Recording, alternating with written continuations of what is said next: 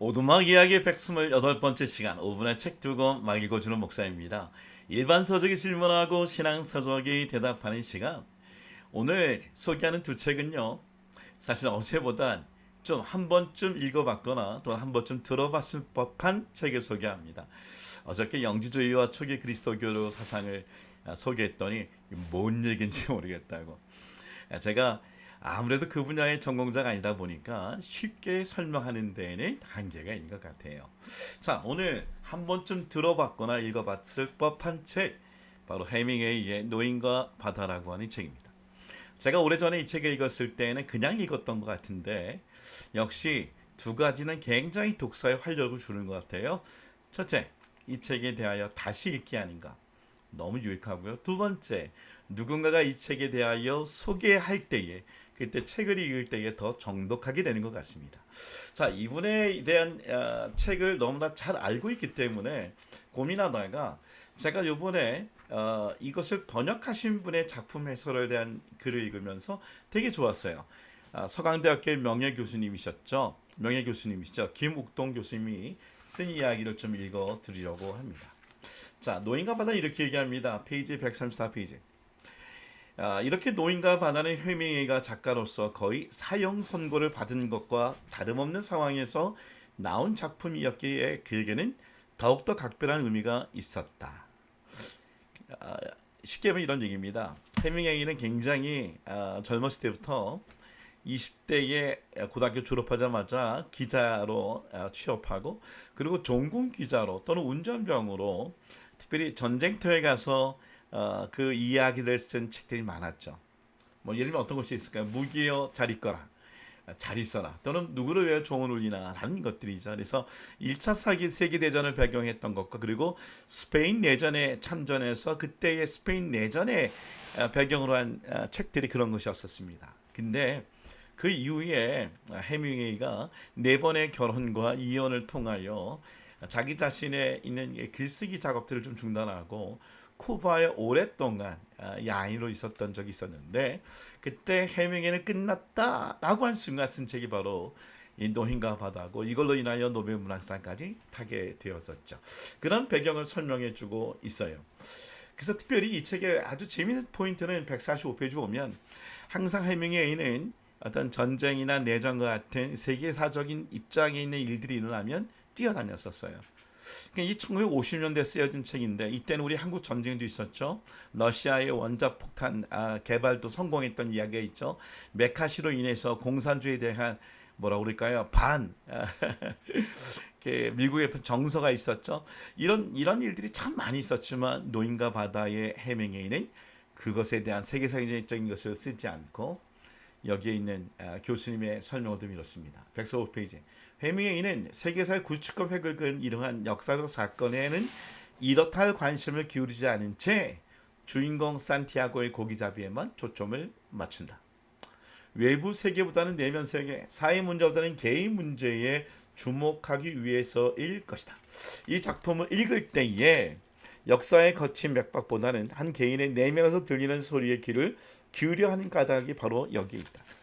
제가 이 책을 읽었을 때가 한 20대였는데 지금 제가 50대로 가다 보니까 지금 읽는 맛이 달라요.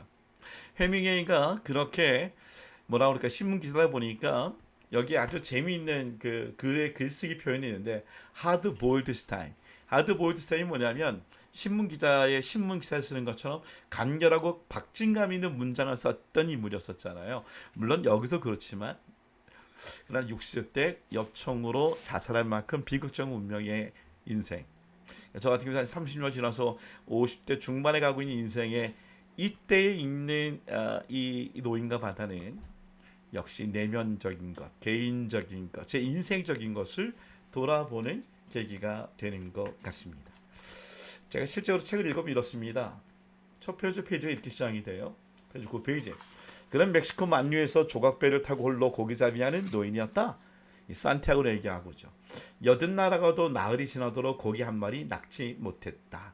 그러니까 40일 동안 고기를 낚다가 낚지 못하니까 옆에 도왔던 살라우라고 하는 소년이 결국 부모님에게 야 저런 어부 쫓아다니다 너는 쫄딱 망하겠다. 그래서 이제 고독하게 앞으로의 45일은 혼자 있게 됩니다. 44일. 근데 우리가 잘 아는 것처럼 85일째에 드디어 큰 물고기를 만나게 되죠. 그 물고기의 사투, 그 바다에 갖고 있는 어떤 홀로서기, 이런 적막함, 뭐 이런 가운데 있지만 도리어 31페이지 보면은 회명에는 바다를 두고 그렇게 얘기하지 않습니다. 노인은 바다를 늘 라마르라고 생각했는데 이는 이곳 사람들이 애정을 가지고 바다를 부를 때 사용하는 스페인 말이었다. 그러니까 바다가 뭐예요? 풍랑이고 거칠하고 물고기도 84일 동안 못 낚아도 이 바다는 사랑스러운 나의 친구다. 그런 느낌. 애정이 있는 바다를 보게 됩니다. 심지어 100페이지 보면 이렇습니다. 물고기 잡았어요. 자기 배보다 더 큰 물고기예요. 그러니까 배가 끌고 가는 게 아니라 그 물고기가 배를 끌고 가는 상황이 됐어요. 그럼에도 불구하고 이렇게 얘기합니다. 만약 고기놈이 나를 데리고 가는 거라면 그렇게 하라지. 그러니까 자기를 끌고 가더라도 이 고기가 절대로 어떻게 보면은 물론 자기가 잡는 대상이지만 그 황량한 바다에서는 친구와 같은 관계에 있다라고 얘기하는 것이죠. 계속해서 이렇게 소설 속에서 이렇게 얘기합니다. 고기야, 난 이렇게 멀리 나오지 말았어야 했는데 너를 위해서나 나를 위해서나 말이다. 고기야 미안하구나. 그러니까 상어 떼가 와서 이제 물고기 가지고 이제 한국으로 돌아오려고 하는데 다 뜯겨 먹은 거예요. 뒤에 보면 머리랑 주둥이만 남고 그 큰 물고기가 다 살이 없게 되자 고기에게 미안하다고 얘기를 합니다. 112페이지. 마지막 놈이 얼마나 많이 뜯어먹었는지 모르겠군. 그가 말했다. 하지만 덕분에 배는 훨씬 가벼워졌다. 마치 우리 인생을 보는 것 같아요.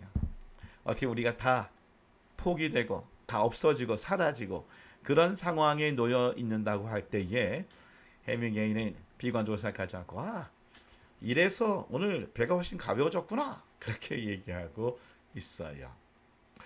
자, 하나만 더 소개할게요. 이런 과정에 있는 정말 고기가 다 상어 위에서 다 빼앗겼을 때에 104페이지에 이 산티아고 할아버지 이렇게 얘기합니다. 인간은 파멸당할 수 있을지 몰라도 패배할 수는 없다. 영어로 이렇게 얘기합니다. A man can be destroyed. 다 무너질 수 있지만 but not defeated. 실패한 것이 아니다. 진 것이 아니다. 라고 얘기합니다. 여러분 이것에 대하여 신앙서적에 잘 대답해 준 책이 있어요. 바로 워러게이트 사건 때문에 연방교도소까지 끌려갔었던 바로 찰스 콜슨의 이것이 인생이다라고 하는 책입니다. 영어로 보면 The Good Life. 이게 좋은 인생이라는 거예요. 좋은 인생이 어떻게 시작이 됐을까요? 책에는 이렇게 시작하고 있습니다. 페이지 37페이지. 백악관에서 일할 때 유죄 판결을 받은 중재인 남편과 아버지로서 그 후에는 한 기독교 단체 지도자로서 여러 번 라이언이 했던 질문을 했다. 나는 좋은 사람이었는가? 나는 인생을 잘 살았는가? 여기에 대한 질문에 대하여 이렇게 얘기를 합니다. 페이지 51페이지. 교도소에 있다는 사실이 내게 준 가장 큰 고통은 다시는 삶에서 의미 있는 일을 하지 못하려는 절망감이었다. 근데요. 52페이지. 감옥에 가게 된 것은 내 인생 가장 축복받은 일이었다. 워러게이트로 인해 하나님께 감사드린다. 왜 그럴까요? 이분은 예수님을 영접하지 않았던 인생이었어요. 백악관에서 아주 정치의 성공에 야망을 가졌던 사람이지만 한순간에 감옥에 간 거예요. 마치 요셉처럼. 근데 그것에 예수님을 만납니다. 예수님 만나고 그의 인생이 완전히 바뀌어요. 그는 교도소에 있는 죄수들에게 복음을 증거하는 게 얼마나 중요한가 깨닫게 되고 프리즌 펠로우십이라고 하는 선교단체를 만들어서 재소자들에게 복음을 증거하는 사람으로 이 세상을 살고 있어요. 그는 이러한 인생을 또한 53페이지 보면 도스토옙스키를 예를 들고 있어요. 도스토옙스키가 러시아의 통치자인 짜레에 의해서 8년간의 중노동형을 선고받죠. 근데 갑자기 어느새 자신의 형벌이 총살로 바뀌게 됩니다. 긴장감으로 얼어붙은 그 순간이 마치 한평생처럼 길게 느껴졌다. 그런데 어디선가 북소리가 들렸다. 이것은 퇴각의 북소리가 아닌가.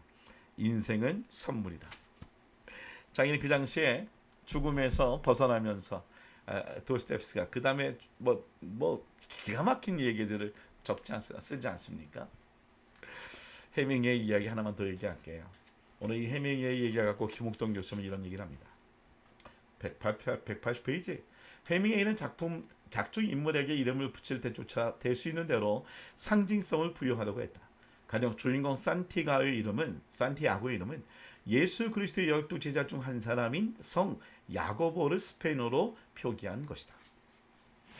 잘 소개하고 있어요. 여기서 보니까 야고보는 동생 요한과 함께 아버지를 도와 갈릴리우스가에서 어부로 일하다가 예수를 만나 같은 직업을 가진 베드로 안드레와 함께 그의 부름을 받았다. 마태복음에 따르면 예수의 부름을 듣자 그들은 곧 배를 버리고 아버지를 떠나 예수를 따라갔다.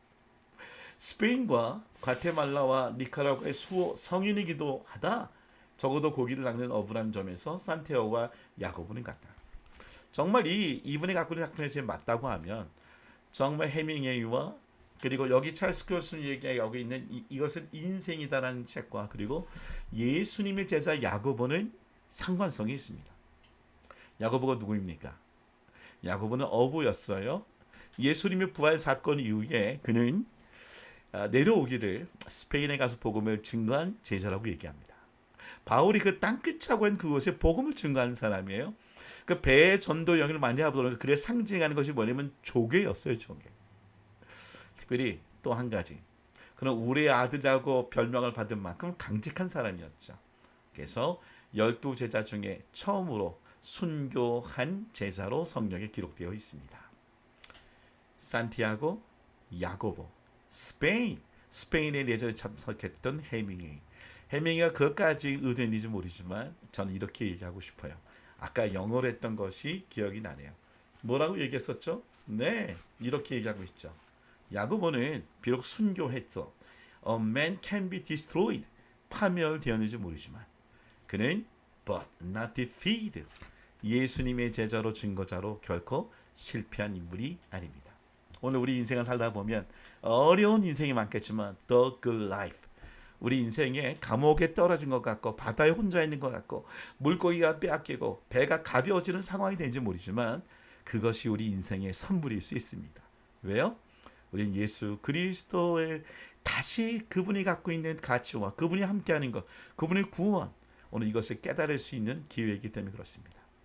여러 가지 지금 코로나 바이러스로 해서 인생이 파멸되는, 디스트로이 되는 상황이 될지라도 예수님의 우리 안에 있으면 우리는 실패한 인생이 아니라는 것 꼭 기억하며 살아가는 우리가 되기를 원합니다.